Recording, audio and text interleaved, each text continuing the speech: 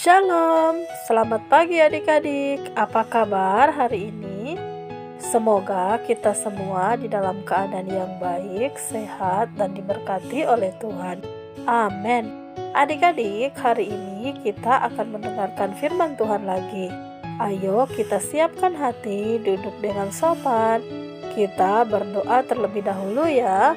Mari kita berdoa bersama. Tuhan Yesus, pagi hari ini kami berterima kasih karena Tuhan sudah menyertai dan menjaga kami sepanjang malam. Kami bangun pagi ini dalam keadaan yang diberkati. Tuhan Yesus, saat ini kami akan mendengarkan firman Tuhan. Biarlah firman Tuhan ini menjadi kekuatan kami. Di dalam nama Tuhan Yesus kami berdoa, kami mengucap syukur. Haleluya. Amin. Baiklah adik-adik, mari kita langsung membuka Alkitab kita di dalam kitab 1 Petrus pasal yang kelima ayat 8 dan 9. Ayo kita baca bersama ya. Sadarlah dan berjaga-jagalah, lawanmu si iblis berjalan keliling, sama seperti singa yang mengaum-ngaum dan mencari orang yang dapat ditelannya. Lawanlah dia dengan iman yang teguh, sebab kamu tahu bahwa semua saudaramu di seluruh dunia menanggung penderitaan yang sama. Adik-adik, adakah yang tahu siapa Petrus ini? Tentu saja adik-adik, Petrus adalah salah satu dari ke-12 murid Yesus. Ia melayani banyak jemaat di bagian utara Asia Kecil, yaitu di Pontus, Galatia, Kapadokia, dan daerah-daerah di Asia Kecil lainnya. Petrus menulis surat kepada jemaat-jemaat itu untuk menguatkan iman mereka. Mereka ditindas karena mengikut Tuhan Yesus. Petrus memberi mereka semangat supaya mereka tidak mundur, namun tetap percaya kepada Tuhan Yesus. Adik-adik, hari ini kita belajar firman Tuhan lagi ya. Di dalam ayat-ayat yang baru saja kita baca tadi, dikatakan oleh Rasul Petrus bahwa kita harus selalu sadar dan berjaga-jaga. Karena apa? Ya, karena kita punya lawan yang juga bekerja begitu keras untuk menggugurkan iman kita kepada Tuhan Yesus, yaitu iblis. Si iblis di dalam ayat ini diumpamakan oleh Rasul Petrus seperti singa yang sedang mengaum-ngaum, mencari orang yang dapat ditelannya. Ia berjalan keliling mencari orang yang dapat ditelannya. Adik-adik, singa adalah hewan buas. Dia dijuluki si raja hutan. Ia suka mengaum-ngaum di hutan. Adik-adik, mengapa singa suka mengaum di hutan? Iya, benar adik-adik, untuk menakuti hewan yang lainnya yang menjadi mangsanya. Apalagi kalau si singa sedang lapar. Adik-adik sekolah minggu, apakah adik-adik pernah mendengarkan seekor singa mengaum? Sebagian dari kita pasti pernah mendengarnya ketika berkunjung ke kebun binatang. Ada juga yang mendengarnya lewat siaran televisi.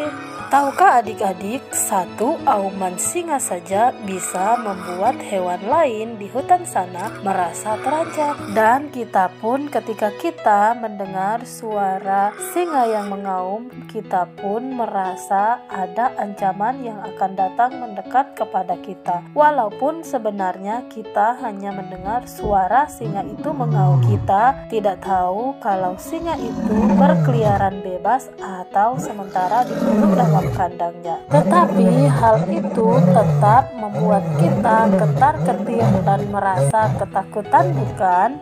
Iya adik-adik, karena memang singa adalah hewan yang buas yang bisa membahayakan kita apabila tanpa sengaja kita bertemu dengan singa, baik di hutan ataupun ketika dia lepas dari kandangnya. Seperti itulah adik-adik cara iblis menyerang kita. Ia datang dengan auman-aumannya, dan auman itu bertujuan untuk menindas kita, membuat kita takut, membuat kita bingung, hilang semangat, tidak sabar, atau membuat kita lebih suka mengeluh. Iblis terus berusaha untuk menyerang kita. Ia berusaha untuk merebut sukacita kita adik-adik, sehingga seolah-olah kita sudah ditelannya. Padahal kita hanya mendengar suara aumannya saja. Iblis sama sekali belum menyentuh kita adik-adik. Ayo, siapa di sini yang sering merasa takut, bingung, suka marah-marah,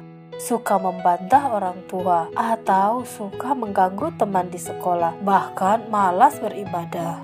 Berhati-hatilah adik-adik jika kita mengalami keadaan ini, karena itu artinya kita sementara tidak sadar dan kita lebih takut dengan auman si iblis yang berjalan keliling dan coba menelan kita. Karena iblis menginginkan kita selalu merasa cemas dan tidak patuh kepada Tuhan. Iblis ingin kita lupa akan kebesaran Tuhan, sehingga kita percaya bahwa auman si iblis itu memang sangatlah menakutkan, sehingga kita pun selalu cemas. Iblis selalu menyerang kita dan merampas apa yang baik dari dalam hidup kita adik-adik. Iblis mau kita selalu melakukan dosa dan mengikuti semua perintahnya. Oleh sebab itulah Rasul Petrus mengingatkan kita untuk selalu sadar dan berjaga-jaga. Karena hanya dengan sadar dan waspada kita bisa menolak dan tidak terpengaruh dari serangan-serangan iblis yang membujuk kita untuk melakukan dosa dan tidak membuat kita terbelenggu lagi. Adik-adik sekolah minggu, kita harus selalu menyadari akan serangan-serangan iblis ini, dan kita harus menyadari bahwa kita punya Tuhan yang besar yang mengatasi langit dan bumi ini. Dan kita juga harus berjaga-jaga, karena dengan berjaga-jaga kita siap sedia terhadap serangan si iblis, sekalipun itu serangan yang mendadak. Dan ayat yang ke-9 berkata, kita harus melawan si iblis dengan iman yang teguh. Dari manakah kita bisa mendapatkan iman yang teguh itu? Ya benar adik-adik, dari bergaul karib dengan Tuhan lewat ibadah, lewat doa, dan lewat pembacaan firman Tuhan. Oleh sebab itu adik-adik, marilah kita rajin ibadah, rajin berdoa, dan rajin membaca firman Tuhan. Amin firman Tuhan. Mari adik-adik selalu rajinlah ke sekolah minggu ya, agar adik-adik selalu sadar dan berjaga-jaga terhadap serangan si iblis. Mari kita berdoa. Tuhan Yesus, kami hari ini telah selesai mendengarkan firman Tuhan. Hari ini kami belajar betapa pentingnya kami belajar firman Tuhan, karena kami tahu kami memiliki lawan, yaitu iblis yang selalu berusaha untuk menggugurkan iman kami. Biarlah Tuhan kami sadar dan selalu waspada terhadap tipu muslihat iblis, sehingga dengan iman yang teguh kami dapat melawan segala bentuk serangan dari si iblis. Kuatkan kami Tuhan Yesus. Di dalam nama Tuhan Yesus Kristus kami berdoa mengucap syukur. Haleluya. Amin.